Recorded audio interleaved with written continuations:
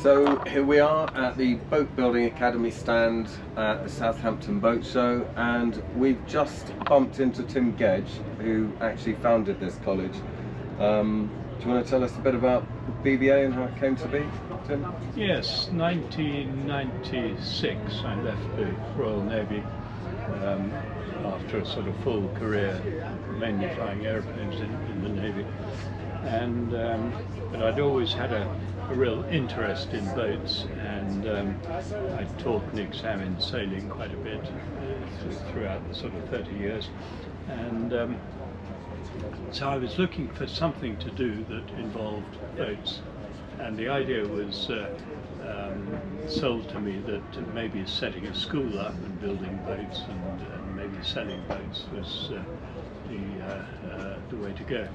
In the event, we set the school up. I put myself on the first boat building course that we ran, and the concept of building boats and selling them was not a very good one, so we've stuck ever since then with the idea that people come on a course and then a number of them can commission a boat and go away with a boat. So we've got a pretty good example here of a reefer type boat on the stand, which one of the students built and went away with it. My concept was very much geared to people looking for a new way of life, in other words, a sort of change of career. And it's been hugely gratifying to me over the years to see the numbers of people we've had on boat building courses, and then more recently in furniture making courses, who have actually been snapped up by the industry and getting decent, good jobs. And I've bumped into 3 people just walking around the show now who've done a course and remembered me and thanked me for teaching them into their new career. Brilliant. Yeah, and the boat building industry needs boat builders, so you're supplying a need there as well. And a lot of people who've we've had who've got university degrees and a millstone around their neck come and borrow more money, come and do our course and get their job out of the boat building course that they've done, not using their degree. Yeah, there's a message there. That's great. And Will, you're the director now.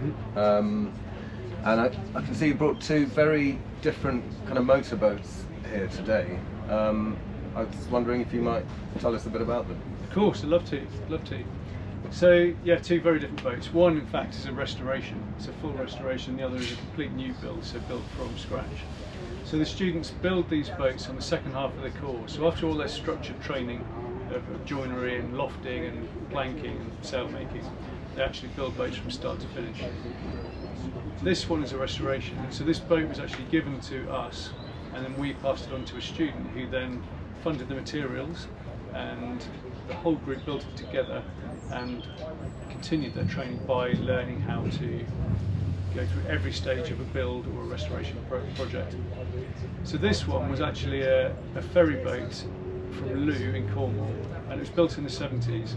It spent a year underwater, so it was in pretty bad shape when we got hold of it, but the engine was also underwater, but it's still the original engine in there now.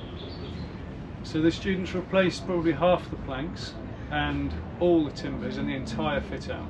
So it was a huge undertaking, and part of the backbone, the stem, was taken out completely, rebuilt and then put back in. So at one point it was more hull than boat, really. So it's come an awfully long way in that time. So they spent 19 weeks on the process, so there were really 4 students working on this boat for 19 weeks, and the result's fantastic. And we launched it on launch day, and she went really well. It was a big success. The other one is based on a Reeva Squiatolo. It's the smallest boat that Reeva ever designed, at being 14 foot long, and it's the only Reeva that had an outboard.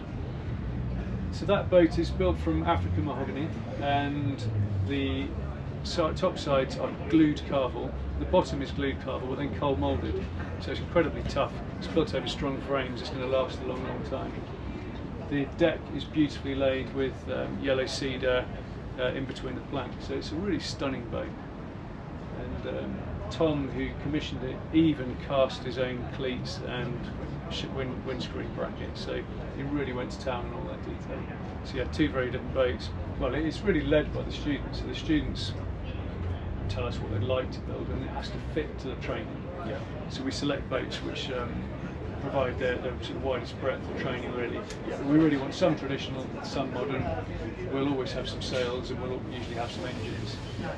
So we'll have traditional clinker or carvel, but also cold moulded boats and strip plank. So it's the widest range possible, and every course is different. So it keeps the tutors fresh, because they're always learning and having to problem solve things they're not doing in every single course. Brilliant. Well, that's a quick overview, I hope, of the Boat Building Academy of Lyme Regis, and thank you very much, Tim and Will. Thank you, Stefan. Good. So we're at the BBA stand, and this is a boat I've never seen in my life. It's a Reaver, but it's not an Aquarama, it's not a Florida, it's not a Tritone. I'm going to test my pronunciation now. Tom. Scoiattolo. I think that's it. Yeah. And this is the builder, Tom. So can you tell us a bit about it? So it was plans that were taken from an original. I think it was the smallest Reaver ever made, Yeah. and I think also the only one they did with outboard powers, It definitely is.